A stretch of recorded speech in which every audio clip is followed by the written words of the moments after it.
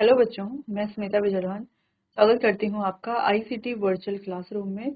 आशा करती हूँ आप सभी स्वस्थ होंगे और अच्छे से अपनी पढ़ाई कर रहे होंगे। बच्चों, आज हम पढ़ने जा रहे हैं क्लास 9 की साइंस। लास्ट लेक्चर में हम मैटर इन आवर सराउंडिंग के बारे में बात कर रहे थे, यानी कि हमारे आसपास के जो भी पदार्थ थे उनके बारे में बात कर रहे थे। तो लास्ट लेक्चर में हमने चैप्टर वो पूरा कंप्लीट कर लिया था, है ना। लगभग सारे टॉपिक्स हमने उसमें डिस्कस कर लिए थे। ठीक है, तो आज हम उसका एक रिवीजन कर रहे हैं जो भी हमने अपने लास्ट लेक्चर में पढ़ा था, यानी कि जो भी चैप्टर हमने कंप्लीट किया है उसके क्या क्या टॉपिक्स हमने पढ़े थे और क्या क्या टॉपिक, कुछ एडिशनल टॉपिक भी थे। ठीक है, वो भी हमने वहां पर पढ़ लिए थे, लेकिन एक बार हम उसे यहाँ पर रिवाइज कर लेंगे आज। तो चलिए बच्चों, चैप्टर को स्टार्ट करते हैं।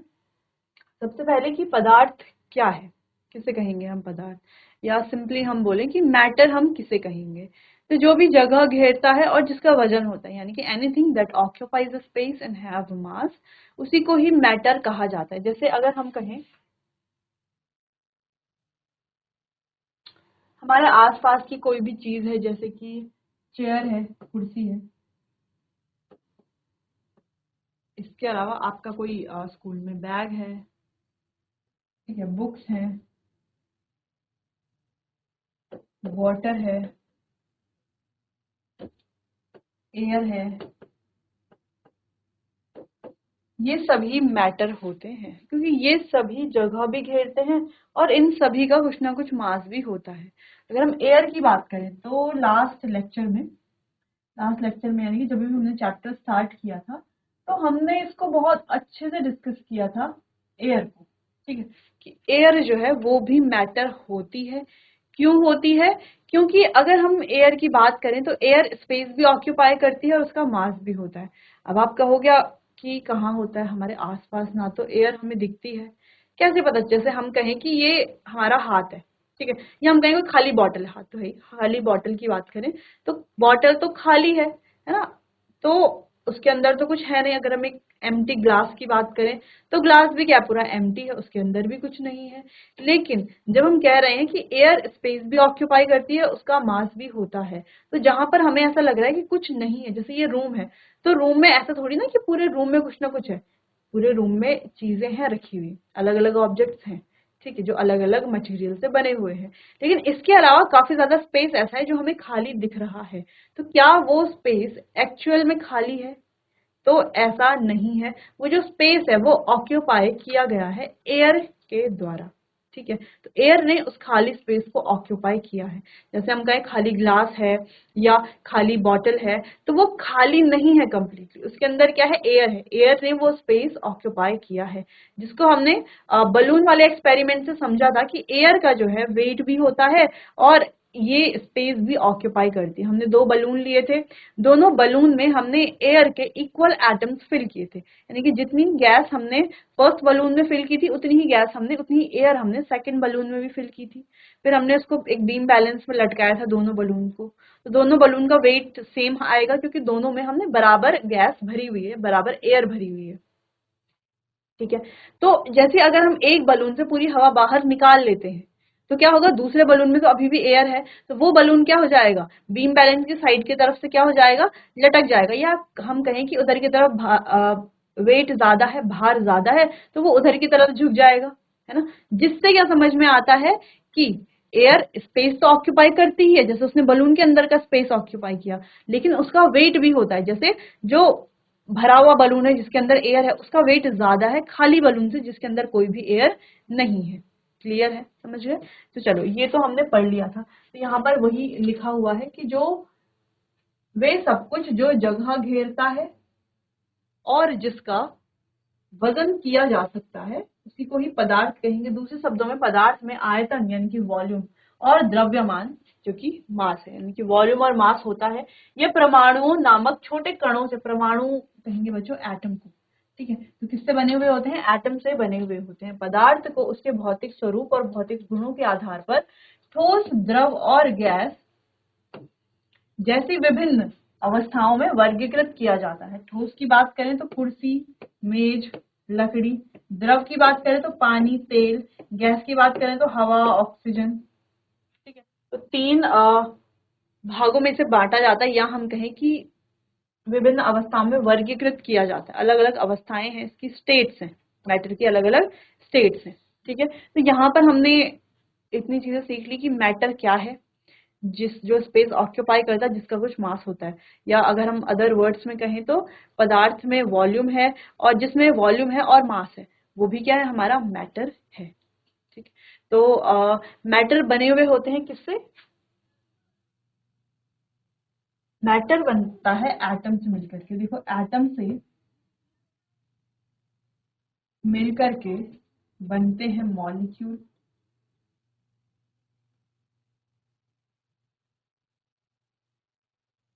और मॉलिक्यूल से मिलकर के बनता है कोई भी मैटर। मैटर की अलग अलग स्टेट्स होती हैं। वैसे तो मैटर की टोटल 5 स्टेट्स होती हैं। वैसे कितनी स्टेट्स होती हैं? 5 स्टेट्स। लेकिन हमारे सिलेबस में कहें, या हमें केवल यहाँ पर 3 स्टेट के बारे में पता होना चाहिए, वो है सॉलिड, लिक्विड और गैस। बाकी की 2 स्टेट के बारे में भी हमें पता है, जो कि है प्लाज्मा और बोस आइंस्टीन कंडेंसेट, जिसको हमने अपने लास्ट लेक्चर में पढ़ लिया था। आगे बढ़ते हैं। फिर इस तरीके से हमने इसको वर्गीकृत कर लिया था, ठोस, द्रव और गैस। ठीक है, 3 पदार्थ। और ठीक है, भौतिक वर्गीकरण यानी कि फिजिकल क्लासिफिकेशन की बात करें, फिजिकल प्रॉपर्टीज के बेसिस पर, तो ये है ठोस, द्रव और गैस, यानी कि सॉलिड, लिक्विड और गैसेस। तो हम यहाँ पे लिख सकते हैं, ये हमारे हैं सॉलिड, ये है हमारे लिक्विड, और ये है हमारे गैस। सॉलिड के एग्जाम्पल की बात करें तो आपके आसपास जो भी आपको दिख रहा है लगभग वो सॉलिड ही है, जैसे ब्लैक बोर्ड और डस्टबिन, या आपकी चेयर, टेबल, या आपके जो क्लोथ्स हैं, या आपका बैग है, टिफिन है, ज्योमेट्री बॉक्स है, आपके पेन, पेंसिल, ये सभी सॉलिड स्टेट में है। लिक्विड यानी कि द्रव की बात करें तो जैसे वाटर है, ऑयल है, ठीक है, पेट्रोल है, डीजल है, तो ये सभी लिक्विड स्टेट में है। नेक्स्ट, गैस की बात करें तो एयर है, ऑक्सीजन है, नाइट्रोजन है, ये सभी गैसेस हैं। अगर हम केमिकल प्रॉपर्टीज के आधार पर देखें, तब हमारे पास दो क्लासिफिकेशन यहाँ पर देखने को मिलता है। ठीक है, 2 कैटेगरीज, एक है शुद्ध पदार्थ जिसको हम कहते हैं प्योर सब्सटेंस, और एक है मिक्सचर। प्योर सब्सटेंस की अगर हम बात करें तो प्योर सब्सटेंस किसे कहेंगे? जो एक ही तरह के एटम से बने हुए होंगे, जैसे एलिमेंट्स हैं, तत्व जिसको कहा जाता है, क्या है ये? एलिमेंट। ठीक है, तो एलिमेंट जो एक ही तरह के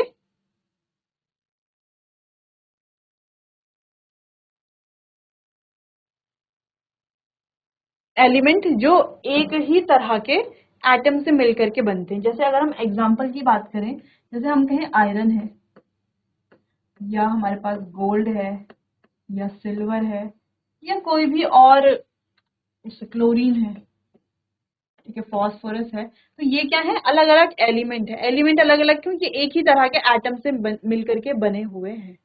ठीक है, तो आयरन जो है उसमें आयरन ही आयरन के एटम है, उसमें कोई सल्फर के एटम नहीं है, या फॉस्फोरस के एटम नहीं है, वो आयरन के ही एटम से मिलकर के बना है। ठीक है, तो वो हो गए एलिमेंट। और क्या है? ये प्योर भी है। ये क्या है? प्योर सब्सटेंस भी है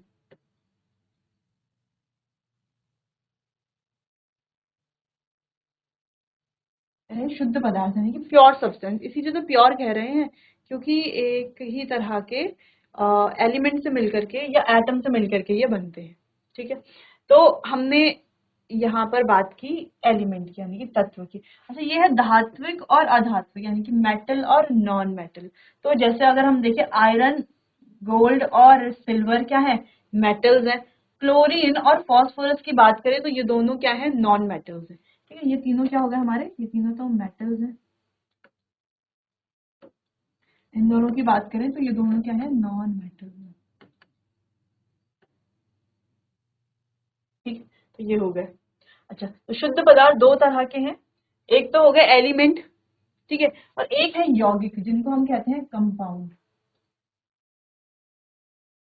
एलिमेंट और कंपाउंड। अच्छा, कंपाउंड भी 2 तरह के, कार्बनिक और अकार्बनिक। ठीक है, कार्बन वाले और इनऑर्गेनिक जिसको हम कह सकते हैं, ऑर्गेनिक और इनऑर्गेनिक। तो यहाँ पर हमें क्या देखने को मिल रहा है कि ये जो कंपाउंड है, कंपाउंड की अगर हम बात करें तो कंपाउंड के एग्जांपल की बात करें तो जैसे H2O है या CO2 है, ये हमारे कंपाउंड है। ये क्या है? कंपाउंड है। H2O है, CO2 है। अब ये जो कंपाउंड है, तो ये जो कंपाउंड है हमारे पास H2O और CO2, अगर आप ध्यान से देखो, अभी हमने पढ़ा शुद्ध पदार्थ यानी कि प्योर सब्सटेंसेस। प्योर सब्सटेंस हम एलिमेंट की बात कर रहे हैं, जो तो इसको तो हम प्योर कह रहे हैं क्योंकि एक ही तरह के एटम से बने हुए हैं। लेकिन अगर हम H2O और CO2 की बात करते हैं तो ये तो एक तरह के एटम से बने हुए नहीं है, है ना। ये हाइड्रोजन और ऑक्सीजन से मिलकर के बना है, ये कार्बन और ऑक्सीजन से मिलकर के बना है, ठीक है। तो ये भी शुद्ध पदार्थ क्यों है? इनको अपने शुद्ध पदार्थ के नीचे लिखा हुआ है ना, शुद्ध पदार्थ है, उसी के कैटेगरी में डाला हुआ है। तो ऐसा क्यों है? क्योंकि बच्चों ये जो कंपाउंड है, ये जो बन रहे हैं कंपाउंड, ये शुद्ध पदार्थ इसीलिए क्योंकि ये क्या है, फिक्स्ड प्रोपोर्शन में होते हैं, ठीक है। इनका फिक्स्ड रेशियो है। वाटर हमेशा H2O ही होगा, ठीक है। इसकी जो क्वांटिटी है, जो प्रोपोर्शन है, उसको हम चेंज नहीं कर सकते। क्लियर है? इसीलिए ये हमारे शुद्ध पदार्थ है। क्लियर?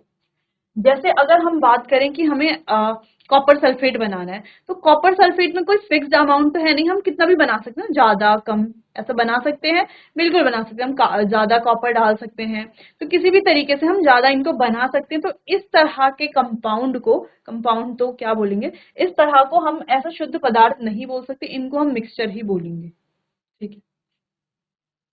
चलो अब बात करते हैं मिक्सचर यानी कि मिश्रण की। मिश्रण, मिक्सचर। मिक्सचर भी हमारे पास दो तरह के होते हैं। अब मिक्सचर क्या होता है, जैसे अगर हम कहें आपके पास दो पैकेट नमकीन के हैं, तो एक में केवल आपके पास आलू भुजिया की नमकीन है और एक आपके पास मिक्स नवरत्न नमकीन है, ठीक है। तो दोनों नमकीन में आपको क्या डिफरेंस दिख रहा है? एक में केवल आलू भुजिया यानी कि केवल आलू भुजिया ही भुजिया है ना, वहां पे कोई मिक्सचर नहीं है, वो तो होगा आपके शुद्ध पदार्थ। एक एग्जाम्पल अगर हमें देना है तो, ठीक है। दूसरा अगर हम एक मिक्सचर की बात करें तो जैसे हमने कहा नवरत्न मिक्सचर नमकीन है, ठीक है। उसमें हमें अलग अलग नमकीन के मिक्सचर दिखते हैं, हालांकि हम उन्हें सेपरेट कर सकते हैं, ठीक है, सेपरेट कर भी सकते हैं। कुछ ऐसे मिक्सचर होते हैं जिनको नहीं भी कर सकते, ठीक है। तो वो जो मिक्सचर है उसी को हम मिक्सचर बोल रहे हैं, है ना, उसी को हम यहाँ पे रेफरेंस ले रहे हैं कि वो मिक्सचर है। चलिए, तो हमने कहा कि ये जो मिक्सचर है बच्चों, ये दो तरह के हैं, सामांगी और विषमांगी, यानी कि होमोजीनस और हेट्रोजीनस। अब ये होमोजीनस क्या है और हेट्रोजीनस क्या है, उससे पहले हम पूरा पहले इसको मिटा देते हैं, जो भी एक्स्ट्रा एक्स्ट्रा लिखा हुआ है यहाँ पर, ताकि हमें समझ में आ गया है कि मेटल क्या है, नॉन मेटल क्या है, ठीक है।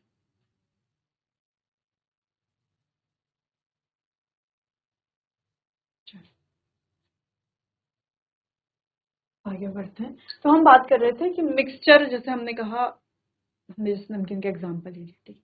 हम कह रहे हैं मिक्सचर भी दो तरह के, समांगी और विषमांगी, यानी कि होमोजेनस मिक्सचर और हेट्रोजेनस मिक्सचर। अब दोनों में क्या डिफरेंस है? मिक्सचर्स में, दोनों मिक्सचर में क्या डिफरेंस होगा? आपको क्या लगता है क्या डिफरेंस होगा? देखो, अगर आपसे कहा जाए कि आपके पास एक फ्रूट चाट होता है ना, फ्रूट चाट आप लोग खाते हैं, अलग अलग फ्रूट्स उसमें कटे हुए होते हैं।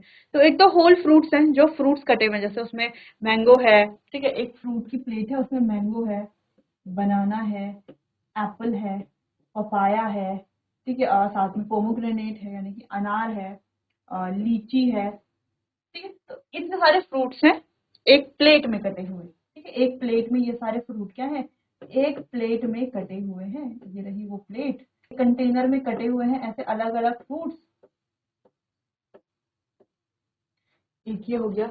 दूसरा ये है कि इन फ्रूट्स को हमने डाला एक ब्लेंडर में, उसको अच्छे से ब्लेंड कर दिया, या एक जूसर में डाला, उनको अच्छे से मिक्स करके उनकी एक स्मूदी बना दी, या कोई कह सकते हैं जूस बना दिया उसका, ठीक है। एक का हमने क्या बना दिया, जूस बना दिया इस तरीके से, और ये हमने टम्बलर में फिल कर दिया जूस।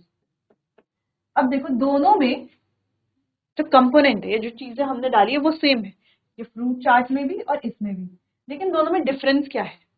डिफरेंस क्या यहाँ पर अगर हम इसकी बात करें, ये जो जूस है इसकी बात करें, तो ये जो सारे फ्रूट्स का जूस हमने बनाया है, इसको जब हम देखते हैं, फिलहाल देखने की बात करते हैं, इसको जब हम देखते हैं, क्या हम यहाँ पर सेपरेट आउट कर सकते हैं कि मैंगो है, ये बनाना है, नहीं नहीं ये एप्पल का जूस इतना है, ये लीची का जूस है, नहीं, सब कुछ मिक्स है। हम जो है, और कलर भी एक होगा, है ना, कुछ इन सब का मिक्स करके एक जिसका सबसे ज्यादा डोमिनेटिंग कलर होगा वो कलर यहाँ पर आ जाएगा, और वही कलर हमें दिखेगा यहाँ पे। मान लो कोई हल्का पिंकिश कलर इस पर आता है, ठीक, हल्का पिंकिश या हल्का ऑरेंज कलर इस पर आता है, तो उससे हम क्या देख करके बता सकते हैं कि इसमें मैंगो भी है, उसमें इसमें पाइनएप्पल भी है, इसमें एप्पल भी है, इसमें बनाना भी है, क्या देख करके हम बता सकते हैं? नहीं बता सकते। तो ऐसे मिक्सचर को कहा जाता है होमोजीनस, जिसमें हम दूसरे कंपोनेंट को बता नहीं सकते कि कौन सा कंपोनेंट इसमें डला हुआ है। जैसे हम पानी में नमक घोल दें, तो पानी और नमक एक सॉल्यूशन हमने बना दिया, एक मिक्सचर हमने बना दिया पानी और नमक डाल करके, ठीक है। तो क्या हम पानी को देख करके बता सकते हैं कि इसमें नमक डला हुआ है या नहीं डला हुआ? नहीं बता सकते ना, नहीं बता सकते। दूसरी चीज, जब नमक पानी को टेस्ट करते हैं तो स्टार्टिंग में जो टेस्ट रहता है एंड तक भी वही टेस्ट रहता है ना। ऐसे नहीं है कि कहीं पर टेस्ट अच्छा है, कहीं पर ज्यादा नमकीन है, कहीं पर कम नमकीन है। या हम इस जूस की बात करें तो इस जूस का पूरा टेस्ट सेम ही होगा, है ना। ऐसा तो नहीं होगा कहीं पर हमें एप्पल का टेस्ट आ रहा है, कहीं पर हमें मैंगो का टेस्ट आ रहा है, कहीं पे बनाना का टेस्ट आ रहा है, ऐसा नहीं होगा। यानी कि ये कैसे होते हैं? यूनिफॉर्म होते हैं। कैसे होते हैं? यूनिफॉर्म होते हैं, ठीक है। तो ऐसे मिक्सचर जो इस तरीके से यूनिफॉर्म होते हैं, यूनिफॉर्मली डिस्ट्रीब्यूटेड होते हैं, जिसमें कंपोनेंट, दूसरा जिसमें हम दूसरे कंपोनेंट को से देख करके नहीं बता सकते कि हाँ इसमें ये कंपोनेंट है, इसमें ये कंपोनेंट नहीं है, तो ऐसे मिक्सचर होते हैं होमोजीनस मिक्सचर। वहीं दूसरी तरफ अगर हम इस फ्रूट चाट वाली प्लेट को, बाउल का या जो भी कंटेनर ये है उसको अगर हम देखें, तो हम क्या देखेंगे? अगर हमें एप्पल खाना है तो हम एप्पल निकाल लेंगे, हमें मैंगो खाना है तो हम मैंगो निकाल लेंगे। मान लो हमें इसमें पपाया पसंद नहीं आ रहा, तो हम पपाया को नहीं छेड़ेंगे ना, बाकी फ्रूट्स खाते रहेंगे, क्योंकि फ्रूट काट करके डालें तो हमारे लिए डिफरेंस करना इजी हो जाएगा। तो ऐसे मिक्सचर को जिसमें हमें कंपोनेंट दिखते हैं, जैसे हम कहें कि पानी में हमने क्या कर दिया, 1 चम्मच रेत डाल दी, ठीक है। तो पानी में रेत घुलेगी तो नहीं, क्योंकि उसके पार्टिकल साइज बड़ा होता है रेत के, ठीक है। तो पानी में रेत घुलेगी नहीं, और हमें पानी में रेत और पानी दोनों चीजें दिखेंगी, बिल्कुल दिखेंगी। जैसे हमें फ्रूट चाट में सारे फ्रूट्स दिख रहे हैं, वैसे ही हमें पानी और रेत के मिक्सचर में पानी और रेत दोनों कंपोनेंट दिखेंगे, ठीक है। तो अगर हम इन कंपोनेंट को एक एक चम्मच निकालें, ठीक है, तो हो सकता है चम्मच में एक बार मैंगो आए, हो सकता है एक बार पपाया आए, हो सकता है एक बार एप्पल आए, ठीक है। ऐसा तो नहीं होगा ना यूनिफॉर्मली सारे फ्रूट्स एक चम्मच में आएंगे, ऐसा नहीं होगा। सेम जैसे हमने कहा कि जो रेत और पानी का मिक्सचर है, अगर हम उसकी बात करें, उसको भी अगर हम अलग अलग चम्मच निकालें, तो हर चम्मच में क्या रेत के इक्वल पार्टिकल्स आएंगे? तो ऐसा नहीं होगा, है ना। हो सकता है किसी में पार्टिकल्स ज्यादा हो रेत के और किसी में पार्टिकल्स कम हो, ठीक है, ऐसा हो सकता है। हाँ, तो ये कैसे होते हैं? नॉन यूनिफॉर्मली डिस्ट्रीब्यूटेड होते हैं, और इसमें हम दूसरे कंपोनेंट को देख करके बता सकते हैं कि दूसरा कंपोनेंट इसमें क्या है, ठीक है। ऐसे मिक्सचर्स को कहा जाता है होमोजीनियस मिक्सचर, ठीक है। तो यहाँ पर अब आप समझ गए हो कि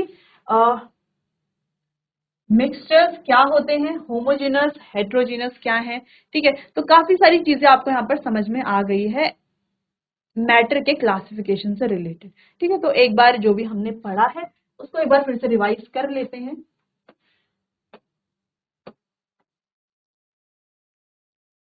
चलिए, तो ये फ्रूट सैलेड से और फ्रूट जूस से आपको होमोजेनस और हेट्रोजीनस का बहुत अच्छे से अंदाजा हो गया, अच्छे से समझ में आ गया है, ठीक है। लेकिन ये हमें ये वाला पोर्शन जो है रासायनिक वर्गीकरण, ये वाला पोर्शन हमको पढ़ना ही नहीं है। शुद्ध पदार्थ मिश्रण, शुद्ध पदार्थ में एलिमेंट, कंपाउंड, मिक्सचर में होमोजेनस, हेट्रोजेनस, ये हमें पढ़ना नहीं है, क्योंकि ये तो हमारे सिलेबस का पार्ट है, इसको तो हम सिलेबस में पढ़ रहे हैं। लेकिन आजकल जो हम पढ़ रहे हैं वो हम सिलेबस से हट के कुछ टॉपिक पढ़ रहे हैं, ठीक है। जैसे सॉलिड, लिक्विड और गैस, ये लास्ट ईयर तक सिलेबस में हुआ करता था, लेकिन अब सिलेबस में ये नहीं है। इसीलिए हम इन टॉपिक को पढ़ रहे हैं, क्योंकि इन टॉपिक को पढ़ने के लिए ये टॉपिक पढ़ना बहुत ज्यादा इंपॉर्टेंट है, ठीक है। तो हम वो टॉपिक पढ़ रहे हैं जो अभी सिलेबस में नहीं है, ठीक है। चलो, तो क्योंकि समर कैंप चल रहा है इसीलिए हम एडिशनल टॉपिक भी डिस्कस कर रहे हैं। तो एक बार क्लासिफिकेशन फिर से देख लेते हैं। हमने देखा क्लासिफिकेशन जो है भौतिक और रासायनिक दो वर्ग है, एक हमारा केमिकल और एक हम कह सकते हैं फिजिकल, ठीक। तो जो फिजिकल वर्गीकरण है, यानी कि भौतिक वर्गीकरण है, उसमें ठोस, द्रव और गैस, तीन स्टेट है, तीन अवस्थाएं हैं मैटर की। जबकि रासायनिक में हमारे पास शुद्ध पदार्थ भी है, मिश्रण भी है। शुद्ध पदार्थ में हमारे पास तत्व भी है, यौगिक भी है। अगेन इनको भी आगे क्या किया गया, डिवाइड किया गया। मिश्रण में हमारे पास दो है, क्षमांगी और विषमांगी। इनको भी आगे, इसमें भी हम सॉल्यूशन, कोलॉइड और सस्पेंशन ये सब पढ़ते हैं, तो लेकिन जब हम चैप्टर पढ़ेंगे तो वहां पर पढ़ लेंगे इसे। ठीक है, आगे बढ़ते हैं, बात करते हैं मैटर के क्लासिफिकेशन को के बारे में। ठीक है, जो भी अर्ली इंडियन फिलोसोफर्स ने कहा था कि मैटर जो है वो बना हुआ है 5 बेसिक एलिमेंट्स से। वो 5 बेसिक एलिमेंट्स कौन से, एयर, वाटर, अर्थ, स्काई और फायर। ठीक है, जिन्हें कहा गया पंच तत्व। On the basis of physical state of matter it is classified. लेकिन बाद में जो है फिजिकल स्टेट ऑफ मैटर के बेसिस पर इसको क्लासिफाई किया गया सॉलिड, लिक्विड और गैसेस में। On the basis of chemical composition, chemical composition की अगर हम बात करें तो ये हो गए प्योर सब्सटेंसेस और मिक्सचर्स, जो आपने अभी क्लासिफिकेशन में देखा। प्योर सब्सटेंसेस में भी एलिमेंट और कंपाउंड, तो प्योर सब्सटेंसेस एलिमेंट भी हो सकते हैं, कंपाउंड भी हो सकते हैं। मिक्सचर्स होमोजेनस और हेट्रोजेनस होते हैं। ठीक है, होमोजेनस भी हो सकते हैं, हेट्रोजेनस भी हो सकते हैं। कोई मिक्सचर आपको दे दिया जाए तो वो होमोजेनस भी हो सकता है, हेट्रोजेनस भी हो सकता है। हालांकि आप अब देख करके बता लेंगे कि होमोजेनस कौन सा है, हेट्रोजेनस कौन सा है। ठीक है, तो ये था क्लासिफिकेशन से रिलेटेड कि मैटर का क्लासिफिकेशन, जो हमने अभी यहाँ पर फ्लो चार्ट में पढ़ा, बस यहाँ पर लिखा हुआ है। ठीक है, चलिए तो बात करते हैं characteristics of particles of matter. तो मैटर के जो पार्टिकल्स हैं उनकी कुछ ना कुछ कैरेक्टरिस्टिक्स होती, तभी तो वो मैटर बना। जैसे हमने कहा कि हमारे पास, अब आप ध्यान से देखना, जैसे हमने कहा हमारे पास कुछ सॉलिड होते हैं, कुछ लिक्विड है और कुछ गैसियस स्टेट में पाए जाते हैं मैटर। ठीक है, अगर हम मैटर की बात करते हैं, क्या मैटर, कौन डिसाइड कर रहा है कि कौन सॉलिड में पाया जाएगा, कौन लिक्विड में पाया जाएगा, कौन गैसेस में पाया जाएगा? कौन डिसाइड करेगा? आप और मैं तो डिसाइड नहीं कर रहे कि कौन सा मैटर सॉलिड है, कौन सा लिक्विड में पाया जाएगा, कौन सा गैसेस में पाया जाएगा। ये जो मैटर है हमें पता है ये बने हुए हैं पार्टिकल से, है ना, पार्टिकल से मिलकर के ही बने हुए हैं मैटर। ठीक, तो ये जो पार्टिकल्स हैं ये डिसाइड करते हैं कि मैटर सॉलिड होगा, लिक्विड होगा या गैसेस होगा। इन पार्टिकल का जैसा अरेंजमेंट होगा, जैसे कैरेक्टरिस्टिक्स इन पार्टिकल्स की होगी। जैसे मान लो ये पार्टिकल्स हैं, तो ये पार्टिकल्स के बीच में फोर्स ऑफ अट्रैक्शन बहुत ज्यादा है, तो ये कैसा मैटर बनाएंगे, ये एक सॉलिड मैटर बनाएंगे। मान लो इनके बीच में फोर्स ऑफ अट्रैक्शन बिल्कुल भी नहीं है, तो ये एक गैसियस मैटर बनाएंगे। ठीक है, समझ में आया? मान लीजिए ये कह रहे हैं कि पार्टिकल्स के बीच में थोड़ा बहुत स्पेस है, थोड़ा बहुत स्पेस है तो लिक्विड मैटर बनाएंगे, बहुत ज्यादा स्पेस है तो गैसियस मैटर बनाएंगे, बिल्कुल भी स्पेस नहीं है तो सॉलिड मैटर बनाएंगे। ठीक है, तो कौन सा मैटर बनेगा ये पार्टिकल पे डिपेंड हो रहा है। तो इन पार्टिकल्स की कुछ कैरेक्टरिस्टिक्स हैं, उसके बारे में हम बात करेंगे।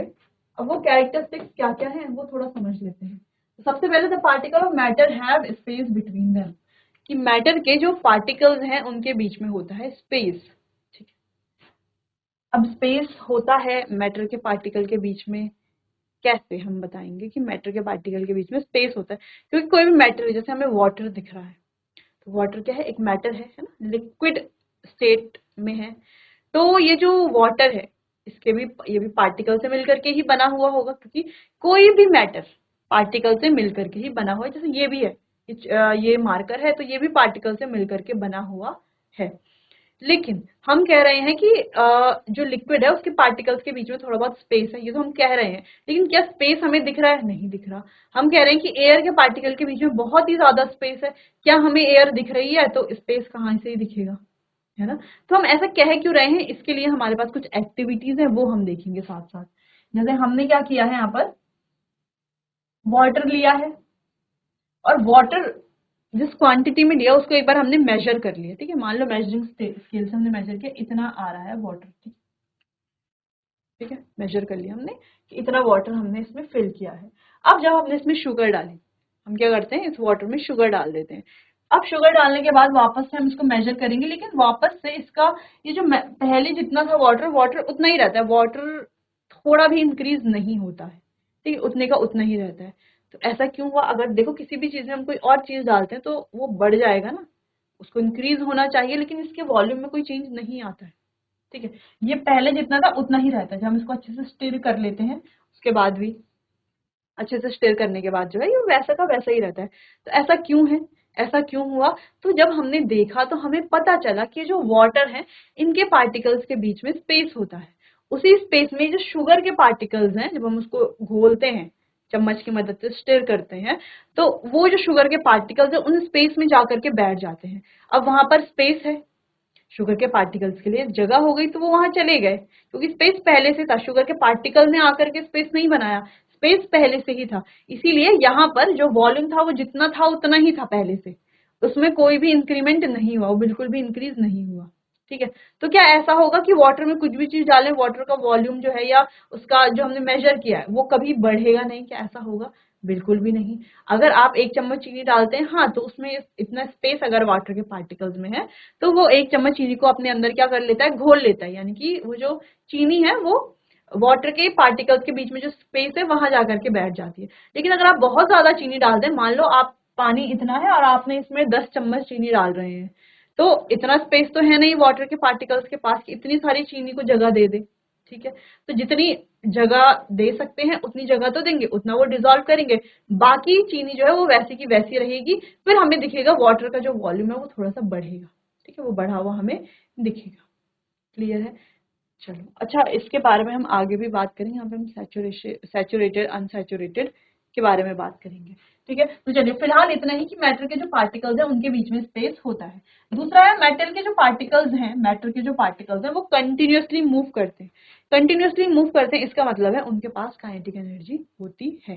ठीक है, दूसरा है particle of matter attract each other. तो मैटर के जो पार्टिकल हैं वो एक दूसरे को अट्रैक्ट भी करते हैं, एक दूसरे से अट्रैक्ट करते हैं, और उनके बीच में जो अट्रैक्शन फोर्स होती है उसे कहा जाता है फोर्स ऑफ अट्रैक्शन या इंटरमॉलिक्यूलर फोर्स ऑफ अट्रैक्शन। ठीक है, अगला है particles of matter are very tiny. और मैटर के जो पार्टिकल्स है वो बहुत ज्यादा छोटे होते हैं। तो ये 4 कैरेक्टरिस्टिक्स हमने यहाँ पर पढ़ ली हैं, एक बार आप इसे देख लीजिए। चलिए, तो इतना क्लियर है। अब कुछ और देख लेते हैं। पदार्थ के कण बहुत छोटे होते हैं, स्मॉल होते हैं पार्टिकल्स। पदार्थ के कण जैसे अणु और परमाणु बहुत छोटे होते हैं, इतने छोटे कि हम उन्हें नग्न आंखों से देख नहीं सकते। यानी कि मैटर के जो पार्टिकल्स है वो बहुत ज्यादा टाइनी यानी कि छोटे होते हैं, जिन्हें हम नेकेड आई से देख भी नहीं सकते। दूसरा, पदार्थों के कणों के बीच रिक्त स्थान होता है, यानी कि उनके बीच में स्पेस होता है, जैसे हमने अभी वाटर और शुगर वाला एग्जाम्पल देखा वैसे ही। अगला है पदार्थ के कण निरंतर गति करते रहते हैं, यानी कि वो कंटिन्यूअस मूवमेंट में रहते हैं मैटर के पार्टिकल्स। ठीक है, तो हमने कहा इसकी वजह से इनके बीच में क्या होती है, काइनेटिक एनर्जी होती है इन पार्टिकल्स में। अगला है पदार्थ के कण एक दूसरे के प्रति आकर्षित होते हैं, यानी कि अट्रैक्टेड होते हैं, और इस अट्रैक्शन को कहा जाता है फोर्स ऑफ अट्रैक्शन। ठीक है, एक आकर्षण बल इनके बीच में होता है, इसे कहा जाता है inter molecular force of attraction. क्या कहा जाता है, आप कह सकते हैं inter molecular force of attraction.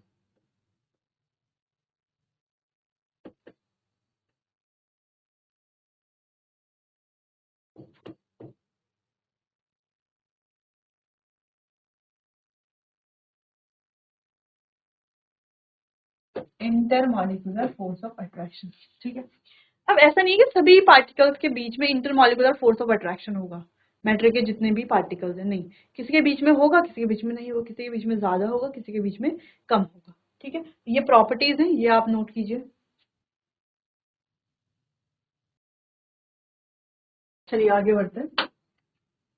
तो पहली एक्टिविटी है वही शुगर वाटर वाली एक्टिविटी, इसको देख लेते हैं। यहाँ पे take some water in a beaker. Beaker में आपको वाटर लेना है। Note its level. अब इसका जो लेवल है वो आपको नोट कर लें। मान लो इसका लेवल इतना है। ठीक है, सम सॉल्ट और sugar in it with the help of glass rod. तो ग्लास रॉड की मदद से आपको क्या करना है, कुछ शुगर और सॉल्ट इसमें डिजोल्व कर लें, डाल करके उसको घोल लें, तभी तो डिजोल्व होगा।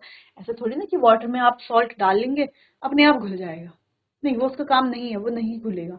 हमें क्या करना पड़ेगा, कोई एक्सटर्नल चीज करना पड़ेगा ना, उसको देना पड़ेगा, उसको जो है किसी चम्मच या स्टीयर की मदद से स्टिर करना पड़ेगा, तब जा करके वो सॉल्ट जो है पानी में डिजोल्व होगा।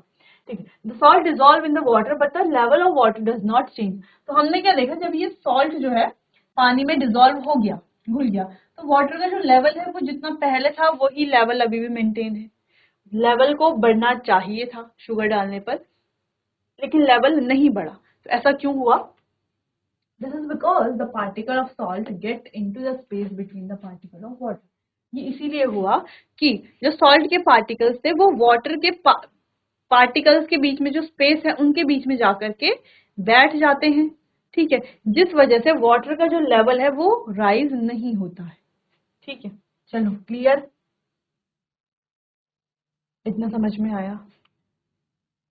चलिए, तो ये इम्पोर्टेंट भी था। अब ऐसा नहीं है कि लेवल कभी राइज नहीं होगा, हाँ बहुत ज्यादा सॉल्ट या शुगर अगर हम इसमें डाल देंगे तो एक टाइम पर क्या आ जाएगा, इसकी जो कैपेसिटी है उसको डिसॉल्व करने की, घोलने की जो कैपेसिटी है, सॉल्ट या शुगर जो भी हम डालते हैं तो उतना तो ये घोलेगा, ठीक है, जितनी इसकी कैपेसिटी है। लेकिन अगर हम एक्स्ट्रा शुगर सॉल्ट डालते हैं उसके बाद ये जितना घोल सकेगा उतना तो घोलेगा, लेकिन बाकी को क्या करेगा, एज इट इज रहने देगा। ठीक है, बाकी यहाँ पर एज इट इज रहेंगे, जिससे हमें दिखेगा कि वाटर का जो लेवल है वो थोड़ा हम बढ़ेगा। ठीक है, क्लियर है? अच्छा, जिस पॉइंट तक वाटर जो है शुगर के पार्टिकल्स को या सॉल्ट के पार्टिकल को अपने अंदर डिसॉल्व कर सकता है, वो सॉल्यूशन कैसा होगा, वो सॉल्यूशन होगा अनसैचुरेटेड सॉल्यूशन। एक ऐसा पॉइंट आएगा जितना ही मतलब जितना वाटर सॉल्यूट को डिसॉल्व कर सकता है उतना ही सॉल्यूट हमने डाला है, उससे ज्यादा सॉल्यूट आपको डिसॉल्व नहीं कर सकता, उस पॉइंट को कहा जाएगा सैचुरेटेड पॉइंट। ठीक है, सैचुरेशन पॉइंट या हम कहें उस सॉल्यूशन को कहा जाएगा सैचुरेटेड सॉल्यूशन। अब वो डिसॉल्व और नहीं कर पाएगा। खैर ये हमारा टॉपिक नहीं है सैचुरेटेड अनसैचुरेटेड, ये तो हम बाद में पढ़ ही लेंगे, लेकिन हमारा टॉपिक यहाँ पर ये था कि वाटर के पार्टिकल्स के बीच में स्पेस होता है। जैसे इस तरीके से मान लो वाटर के पार्टिकल्स होते हैं, इनके बीच में थोड़ा थोड़ा स्पेस होता है। अब इन स्पेस के बीच में आकर के जो लिक्विड के सॉरी जो सॉल्ट के पार्टिकल्स हैं, ये जो स्पेसेस हैं, इन स्पेस में आ जाते हैं सॉल्ट के पार्टिकल या शुगर के पार्टिकल या जो जो भी सॉल्यूट हम डालते हैं उसके पार्टिकल आकर के इन स्पेस के बीच में बैठ जाते हैं। इस वजह से लेवल जो है वो राइज नहीं होता। क्लियर है? ये एक्टिविटी नोट कर लीजिए इसे।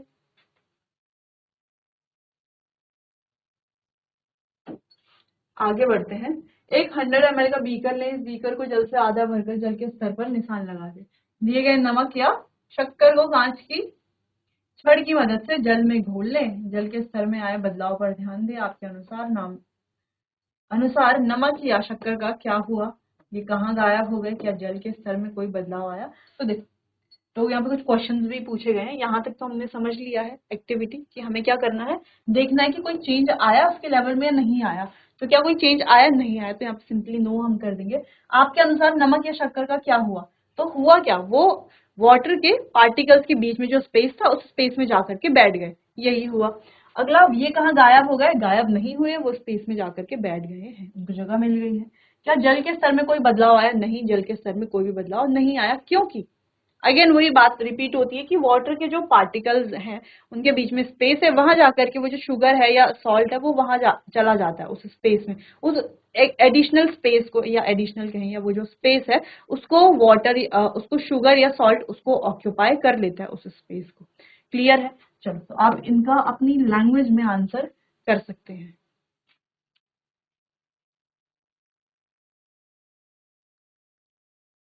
तो यहाँ तक हमने काफ़ी सारी चीज़ें समझ ली हैं कि सबसे पहले हमने मैटर के बारे में बात की कि मैटर क्या होता है, मैटर की क्या क्या प्रॉपर्टीज तो अभी हमने नहीं देखी है, लेकिन बस ये देखा कि मैटर किसको हम मैटर कहेंगे, जो स्पेस ऑक्यूपाई करेगा, जिसका कुछ ना कुछ मास होगा। ठीक है, चाहे वो एयर ही है, वो भी स्पेस ऑक्यूपाई करती है। तो एक एम्प्टी ग्लास को या एम्प्टी वाटर बॉटल को हम कभी भी फुली एम्प्टी नहीं कह सकते हैं कि ये पूरी तरीके से खाली है, क्योंकि इसके अंदर का जो स्पेस है वो एयर ने ऑक्यूपाई किया हुआ है। ठीक है, फिर इसके बाद हमने बात की मैटर के क्लासिफिकेशन के बारे में कि मैटर का जो क्लासिफिकेशन, कैसे हमने मैटर को क्लासिफाई किया। ठीक है, तो यहाँ पर हमने देखा फिजिकल प्रॉपर्टीज और केमिकल प्रॉपर्टीज के बेसिस पर। तो फिजिकल प्रॉपर्टीज को हमें मेनली पढ़ना है, तो उसमें हमें 3 स्टेट्स हैं हमारे पास, सॉलिड, लिक्विड और गैस। अब ये जो तीनों स्टेट्स हैं तो ये बनी कैसी हैं, पार्टिकल से मिलकर के तो बना है ना कोई भी मैटर। तो यहाँ पर हमने ये जो पार्टिकल्स हैं इनकी अलग अलग प्रॉपर्टीज के बारे में बात की। ठीक है, तो यहाँ पर हमने अलग अलग प्रॉपर्टीज देख ली हैं, एक एक करके हम उनका एक्सपेरिमेंट भी देख रहे हैं। तो चलिए बच्चों, आज के लिए बस इतना ही, मिलते हैं अपने आने वाले अगले सेशन में। तब तक के लिए आपका बहुत बहुत धन्यवाद।